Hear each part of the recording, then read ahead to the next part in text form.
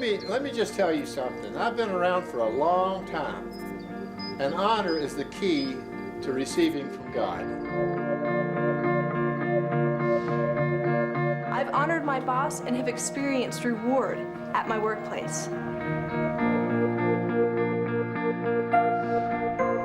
I honor, therefore I am honored.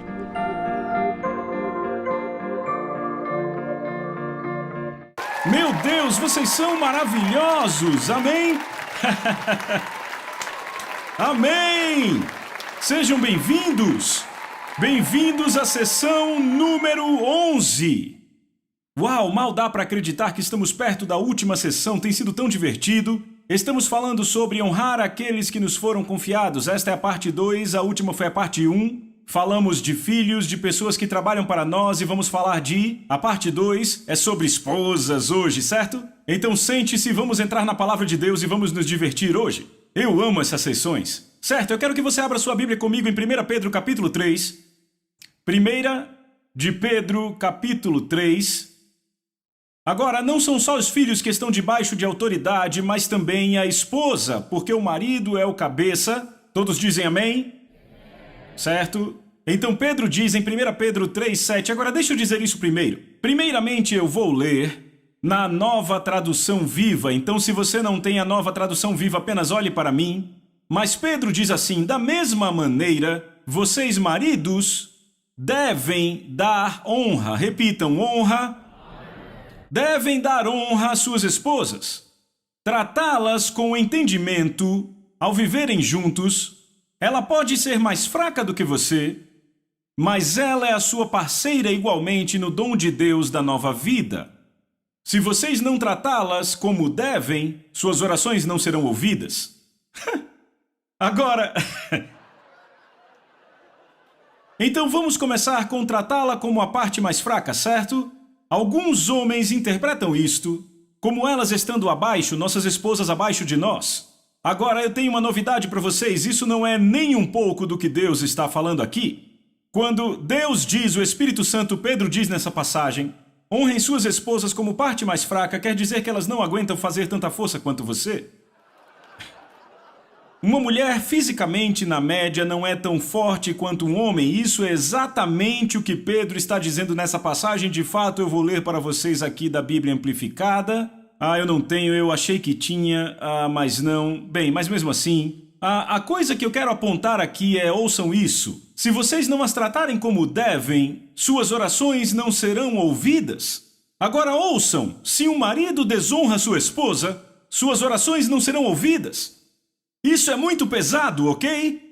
Sabe, essa é uma vida infeliz para qualquer um, ok? Ou seja, a sala do trono não vai te ouvir. Suas palavras não chegarão aos ouvidos de Deus se você desonrar a sua esposa.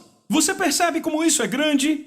Ok? Então, eu quero fazer aos maridos algumas perguntas diretas aqui, ok? Você trata sua esposa como valiosa? Você ouve as palavras dela? Ou você a evita achando que ela é apenas uma fêmea emocional? Ok? Eu aprendi isso da forma difícil, ok? Logo que eu e Lisa casamos, eu não ouvia o conselho dela. Por quê? Eu orava toda manhã entre 1 e 2 horas. Acordava cedo, tomava um grande copo de água com limão que eu esquentava no micro-ondas por 60 segundos, saía para orar por 1 ou 2 horas, certo? Minha esposa... A minha percepção da vida de oração da minha esposa era 10 minutos no banho. Agora, como costumo falar, Lisa, numa tenra idade, desenvolveu a comunhão com o Senhor. Sabe, Smith Wigglesworth uma vez disse, eu nunca oro mais que 15 minutos, mas nunca passo 15 minutos sem orar. E esse era o tipo de estilo de vida da Lisa. Então lá estava eu orando, e a minha esposa, sabe, nas grandes decisões e questões da vida, ela fazia algumas afirmações e eu dizia, não é isso que vamos fazer isso. E sabe, acontecia que 90% das vezes ela estava certa. Então isso começou a me irritar de verdade, ok? Sabe, eu continuava orando sobre aquilo e eu dizia, Deus, eu não entendo isso. Eu oro de 1 a 2 horas por dia, ela ora apenas, 10 minutos no banho, e na maioria das vezes ela está certa. É melhor você me explicar isso? Certo, essa era a minha percepção da oração dela, ela vivia uma vida de oração, mas para mim, na minha visão imatura, era só 10 minutos. Imediatamente Deus falou comigo e disse, filho, desenhe um círculo. Vamos lá, repita, desenhar um círculo. Então eu tenho um papel aqui, vou fazer exatamente o que ele disse, eu vou desenhar um círculo. Eu desenhei um círculo. Ele disse, agora ponha vários X no círculo, então eu fui, pus um X, outro X, outro X, outro X, mais outro e outro X. Desenhei X por todo o círculo. Certo, eu fiz isso, tá? Ele disse, agora desenhe uma linha bem no meio do círculo, então eu fiz isso, uma linha bem no meio do círculo. Ele disse, agora filho, este círculo representa você e Lisa. Ele disse, vocês são uma carne. Ele disse, cada uma dessas metades são vocês individualmente, aqui está você, e ele disse, aqui está Lisa. Ele disse, os X representam sabedoria, conselho, conhecimento revelado que você precisa de mim para tomar decisões sábias. Ele disse, você vai notar que 50% das informações estão do lado dela. Ele disse, você só tem 50% das informações. Ele disse, você como líder deve ser sábio e aprender como atrair o que eu mostrei a ela, para que você como líder da família possa tomar decisões com todo o conselho de Deus, não metade. Pegaram?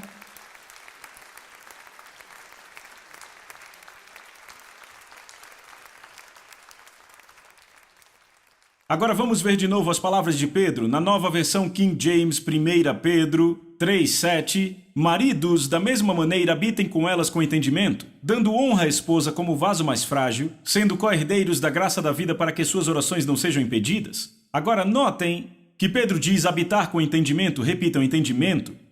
Há tanto mais entendimento para ser tirado da palavra de Deus sobre como viver um casamento bem-sucedido com as esposas. Muitos divórcios seriam evitados se entendêssemos o que está na palavra de Deus. Sabe, o masculino e o feminino, quando você pega o masculino e o feminino e põe juntos, isso traz o reflexo completo da imagem de Deus, certo? A Bíblia nos diz isso. Gênesis capítulo 1, verso 27 diz, então Deus criou o homem, a humanidade ou os seres humanos à sua própria imagem.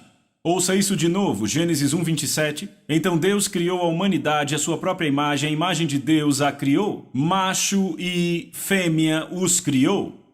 Então as Escrituras mencionam especificamente que deve haver o macho e a fêmea para nos dar a representação da humanidade, e a humanidade é criada à imagem de Deus. Estão vendo isso?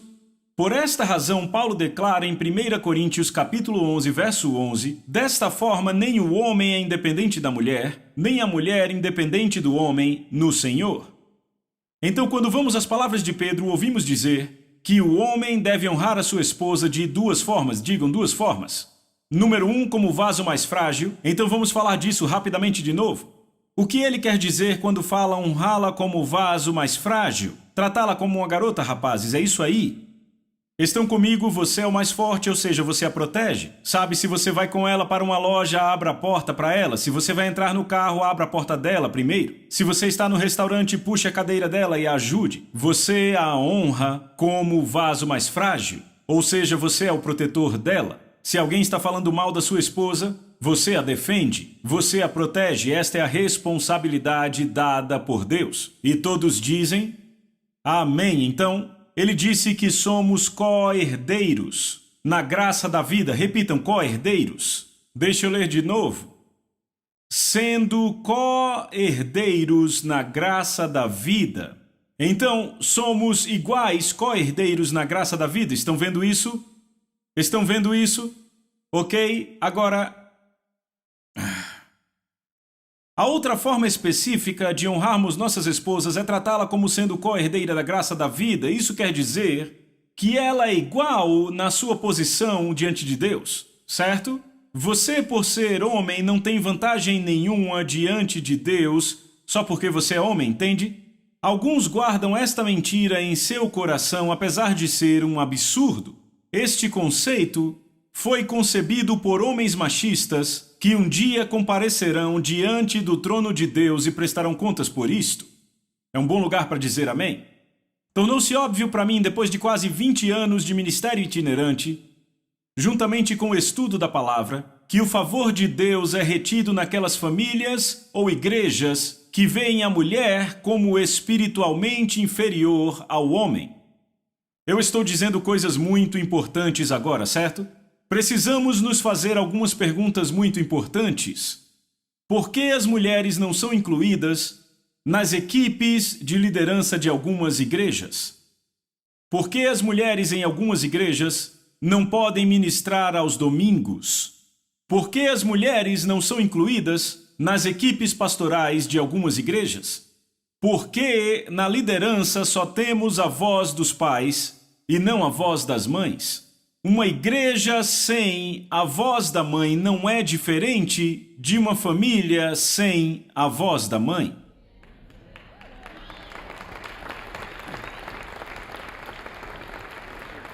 Uma igreja sem a voz da mãe não é diferente de uma família sem uma mãe. Apenas com um pai para criar os filhos pode ser feito, ouçam, isso pode ser feito, mas uma influência muito significativa se perde e os filhos sofrem. Agora deixa eu fazer uma afirmação. Em famílias onde a mãe tragicamente morreu, ou possivelmente foi embora por causa de um divórcio, Deus dá graça ao homem se o homem está criando os filhos para criá-los, ok? No entanto, quando as igrejas evitam as vozes das mães, a graça falta. Por quê? Porque a igreja está evitando a sabedoria de Deus. Vocês podem protestar, mas a Bíblia diz que o líder deve ser esposo de uma só mulher. Bem, vamos falar disso? Paulo fala isso em 1 Timóteo 3, versos 1 e 2. Na versão do inglês de hoje, o líder de igreja deve ser sem culpa, ele deve ter apenas uma esposa. Ok? Agora, por favor, podemos falar disso? Ele só deve ter uma esposa. Certo? Agora lembre que Paulo está escrevendo para pessoas que naquele tempo só tinham o Velho Testamento, certo? No Velho Testamento você vai encontrar muitos homens que tinham mais que uma esposa. Abraão teve mais que uma esposa, Jacó teve mais que uma esposa, Davi teve mais que uma esposa, podemos continuar e a lista continua, ainda bem que temos uma audiência esperta aqui, não é?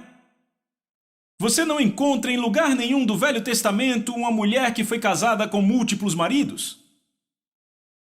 Nem isto era favorável para uma mulher ser casada com muitos maridos, não era permitido pela lei. Estão comigo?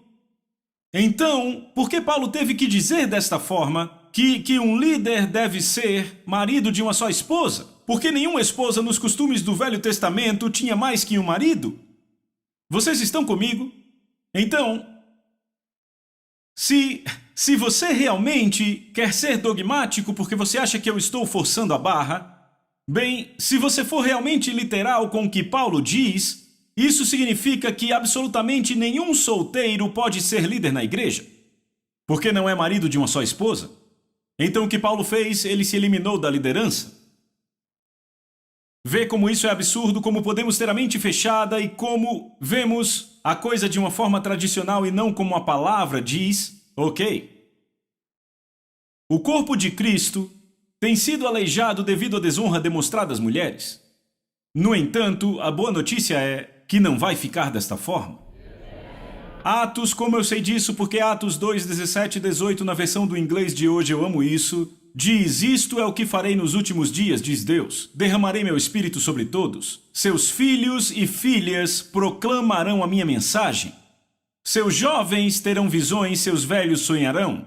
Sim, sobre os meus servos, tanto homens quanto mulheres, eu derramarei o meu espírito naqueles dias e proclamarão a minha mensagem. Notem que Deus especificamente fala de filhas e mulheres falando sua mensagem. Também notem que ele diz nos últimos dias, estamos vivendo os últimos dias. Vocês notarão que nos primeiros dias da Igreja do Novo Testamento, não era permitido que as mulheres falassem. Paulo se refere a isso e há bons livros para você ler sobre este assunto e entender por que Paulo fala isso, mas nós não estamos vivendo nos primeiros dias e sim nos últimos. Estão comigo? E é aí que Deus fala, meus filhos e filhas.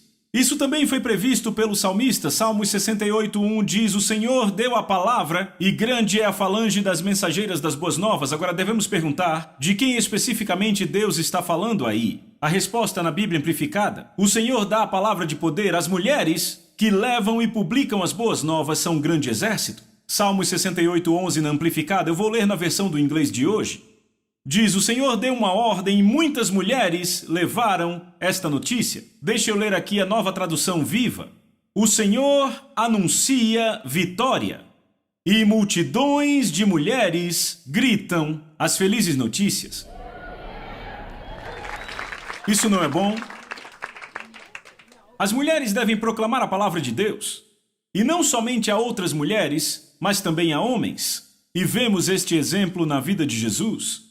Não é interessante que a primeira evangelista que ele comissionou foi Maria Madalena? Estão comigo? Eu vou ler João capítulo 20, versos 17 e 18. Jesus diz: não me detenhas, porque ainda não subi para o Pai, mas vai ter com meus irmãos e dize-lhes: subo para meu Pai e vosso Pai, para meu Deus e vosso Deus. Então saiu Maria Madalena anunciando aos discípulos, que eram homens, viu o Senhor e contava que ele lhe dissera essas coisas. Então, além de ser a primeira evangelista, ela também foi profeta, porque profeta é aquele a quem o Senhor fala diretamente. Estão comigo? E é interessante, se você estudar e se aprofundar mais, verá que não foi só Maria Madalena, mas a Maria, mãe de Tiago, e também Joana, que foram contar aos discípulos as boas novas da ressurreição do Senhor. Amém? Eu acho muito interessante que a primeira a falar aos outros no templo sobre a vinda do Messias, quando Jesus era apenas uma criança, foi a profetisa Ana. Veja, Simeão reconheceu a Jesus primeiro, mas ele falou apenas com José e Maria sobre Jesus. Mas aquela, se você estuda a Bíblia com cuidado, que proclamou a todos no templo foi Ana, uma mulher. Grandes são as multidões de mulheres que proclamam as felizes notícias, veem? Eu disse, veem isso? Não é interessante também que Filipe, o evangelista, no livro de Atos, teve 4 filhas virgens que pregavam o evangelho? Deixa eu ler aqui, Atos 21, verso 9, diz assim: ele tinha 4 filhas não casadas que proclamavam a mensagem de Deus. Quando os homens alimentarem o chamado de Deus na vida de suas esposas, eles receberão uma grande recompensa. Repitam, grande recompensa. Agora eu quero dizer isso de novo. Em todas as viagens que fiz, as igrejas com maior favor e graça de Deus foram as igrejas onde se viam homens e mulheres co-herdeiros da graça da vida, homens que honravam as mulheres desta forma, e onde não havia homens acima das mulheres. Eu vou a igrejas onde homens estão acima das mulheres, onde mulheres não podem pregar, nota-se uma pressão, um impedimento da graça e da bênção de Deus. Eles têm alguma bênção porque Deus sempre quer abençoar seus filhos, mas não tem a bênção completa de Deus. Repitam, a bênção completa. Agora, eu vi isso na vida da minha própria esposa. Eu vi a bênção chegar à minha vida por honrá-la como co-herdeira da graça da vida. Eu nem sempre pensava assim, eu costumava ser bem machista no meu pensamento e nas minhas opiniões, ok? Mas eu era um jovem muito aberto. Sabe, eu era limitado em algumas áreas, mas sempre achei que a mulher poderia pregar o evangelho. Eu pensava, qual o problema? A mulher é tão capacitada quanto o homem para isso.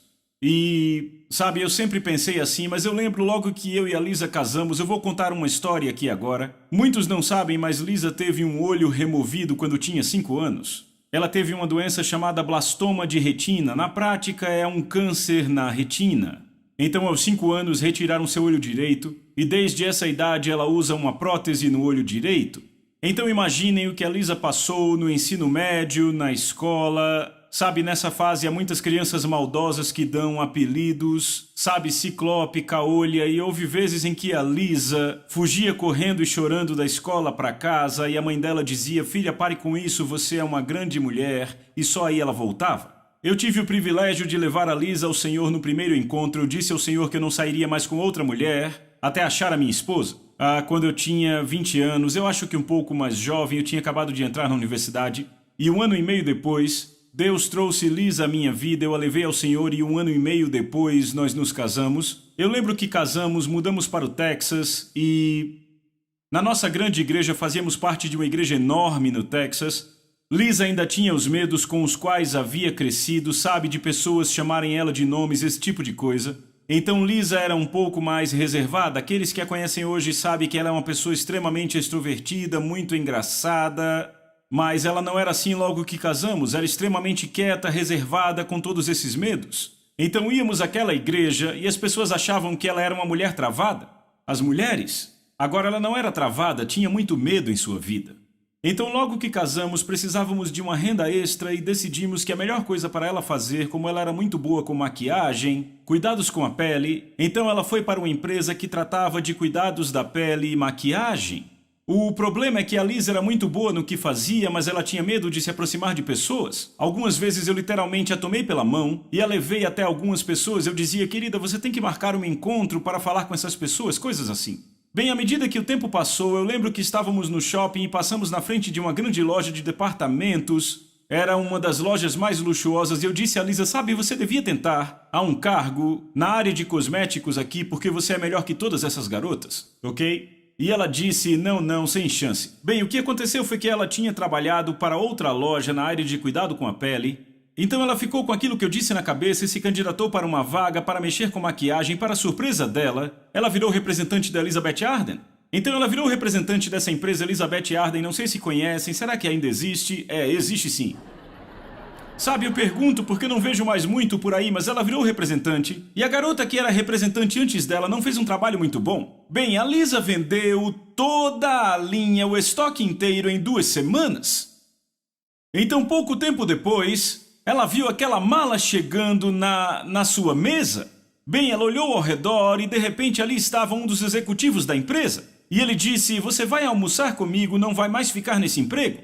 E ele a encorajou a participar de uma entrevista, porque ele era um dos grandões. Para ser supervisora de contas, ela passou na entrevista e agora tinha debaixo dela 16 lojas em Fort Worth, Dallas, além de uma loja em Albuquerque e uma loja em Oklahoma. Então eram 18 lojas no total, certo?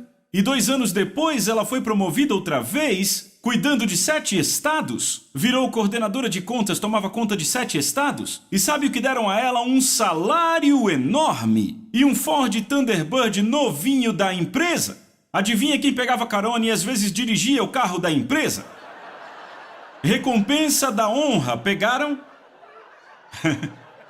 Então, alguns anos depois, nos mudamos para a Flórida, onde eu me tornei pastor de jovens de uma igreja muito grande.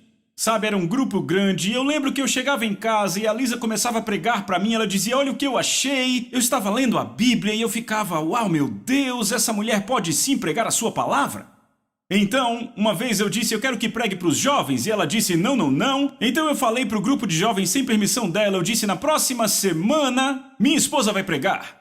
E ela, o quê? Eu não acredito que você fez isso, quase tudo que eu sei, você já prega o tempo todo. E eu disse, não, querida, você está cheia da palavra de Deus, vai até lá e prega a palavra. E eu digo, os jovens se apaixonaram por ela. É claro que ela enfrentou alguma oposição. Sabe, da primeira vez que ela pregou, uns 5 jovens levantaram e foram embora. Eu lamento, mas eles que perderam. Mas todos simplesmente a amaram. Eu comecei a pôr ela para pregar periodicamente, ok? Agora, você tem que entender, eu vou voltar aos tempos do colégio. Lá na faculdade, Lisa tinha que terminar 2 cursos para se formar na faculdade, oratória e escrita. Estão comigo? Bem, a Lisa achava que era muito injusto fazer o curso de oratória porque todo mundo chamava ela de caolha, de ciclope e ela tinha que se levantar na frente de todos e falar. Então ela foi ao cara da coordenação e disse, sabe, eu não vou conseguir fazer isso, você me conhece. Ele disse, você está certa, você é inapta, não precisa fazer. E ele a aprovou. E ela disse, outra coisa que eu não consigo fazer é escrever, porque você sabe que eu tenho que ficar olhando de lado. E ele disse, certo, e a aprovou também. E assim foi. Agora, ali está ela, no grupo de jovens, falando com eles, e de repente o meu pastor me lança no ministério que estamos agora. E agora o que acontece é que viajamos pelo país, e eu comecei a fazer o mesmo que fazia ao redor do país. Eu ia para muitas conferências e me chamavam para pregar, e eu lembro que em uma conferência eu disse a todo mundo na sexta-noite, querem saber? Eu estou escalado para pregar amanhã às 9 da manhã, mas eu não vou pregar, a Lisa vai. Bem, ela não fazia nem ideia que eu faria aquilo. Naquela noite, ela ficou com tanta raiva de mim que me deixou acordado até as 3 horas da manhã. E ela, o que você pregou hoje à noite? Porque ela estava colocando as crianças para dormir e então eu disse, bem, eu disse, preguei isso e isso. Ela disse, você pregou minha única mensagem? O que é que eu vou pregar amanhã de manhã? Então, finalmente, às 3 da manhã, comecei a rir. Fiquei rindo e disse, quer saber, Lisa? Você vai pregar daqui a 6 horas. Não acha que é melhor dormir antes de pregar? Aquela manhã ela levantou e arrasou. Ela foi fantástica, eles a amaram, ela mandou muito bem. E eu continuei fazendo aquilo. Sabe o que aconteceu? Começou a chegar um tempo que diziam, queremos sua esposa para pregar, queremos que a sua esposa pregue aqui e ali. E sabe o que ela faz hoje? No outono passado ela falou para 90 mil mulheres. Há 2 meses atrás ela falou para 17 mil mulheres na Austrália. Há apenas 1 mês atrás ela falou para 5 mil mulheres em Londres, Inglaterra. Não é interessante que ela fugiu do curso de oratória e aqui está ela pregando para milhares de mulheres no mundo?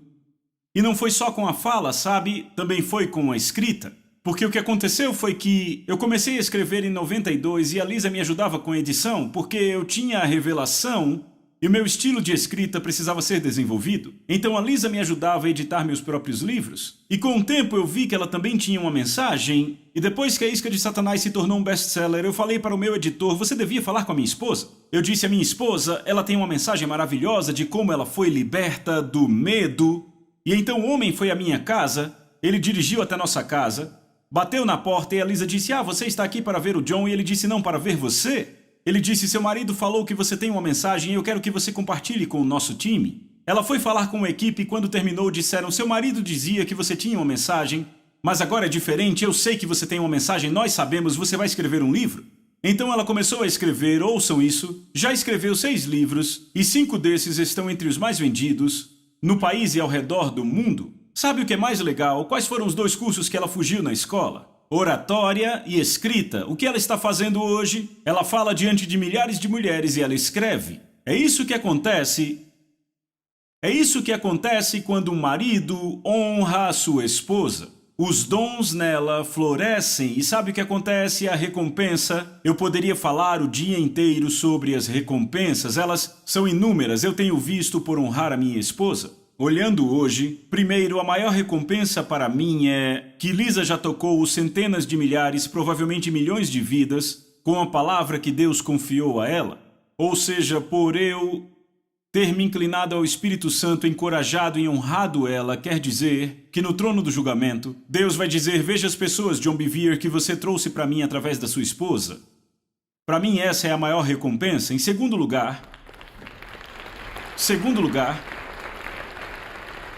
eu já entrei por portas maravilhosas no ministério, portas maravilhosas porque chamaram ela primeiro. E sabe, ela ia para aquela conferência ou igreja e diziam, uau, ela é impressionante, temos que chamar o seu marido, já lemos seus livros, vamos chamá-lo. E como resultado, eu já fui a muitas igrejas por causa do favor que eu recebi com a minha esposa indo adiante no ministério. Ouçam, eu tenho novidades, maridos, cada uma das suas esposas possuem dons. Se você honrar a sua esposa, se você nutri-la, se cuidar dela, e nutrir é dar o que a sua esposa precisa para crescer. Estão comigo? Agora, sabe, houve vezes em que eu disse, Lisa, você vai pregar. Ela não achava que eu estava nutrindo ela. Ela não gostava mesmo, ela achava que eu estava fazendo o oposto. Mas na verdade eu estava fazendo o que Deus pôs em meu coração para ajudar a minha esposa. Porque eu vejo assim, como líder da minha casa, Jesus disse, eu vim para servir. E meu trabalho como líder é me certificar que minha esposa e meus filhos se tornem o que Deus os chamou para ser. E às vezes a forma como eu os encorajo, eles não gostam. Mas sabe, eu descobri que às vezes Deus me faz fazer coisas que a minha carne nem sempre gosta. Mas eu sei que Ele faz isso para o meu bem e para que eu alcance o destino que Ele traçou para mim. Então eu digo a vocês, maridos, encoraje sua esposa. Fale aos dons que estão nela. Fale aos talentos que Deus colocou nela. E perceba que você, como homem, nunca vai liberar o seu potencial se continuar evitando sua esposa. Se você impedir os dons dela, nunca alcançará o potencial que Deus te chamou para manifestar. Eu digo e prometo isso a vocês, você nunca alcançará o seu potencial se ficar impedindo a sua esposa. Por quê? Porque suas orações não serão ouvidas. E desta forma você não cumpre seu destino. Eu acho que ficou bem claro. Eu sei que eu criei uma atmosfera muito solene falando disso, mas eu acho que o que está acontecendo agora é que os caras estão pensando nisso e quer saber? Você não se entristece com isso, você se empolga com isso. Porque alguns aqui estão dizendo, sabe, agora eu já sei como vou fazer, eu vou sim encorajar a minha esposa, vou edificar a minha esposa e fortalecê-la. Honre-a e você verá o que acontece não só com ela, mas também com você. E sabe outra recompensa que recebi? Eu tenho uma esposa plena. Sabe, já conheci muitos homens infelizes porque têm esposas não resolvidas. Quando você é casado com uma mulher plena, você tem um lar feliz e sabe o que dizem? Esposa feliz, vida feliz. Vejo vocês na próxima.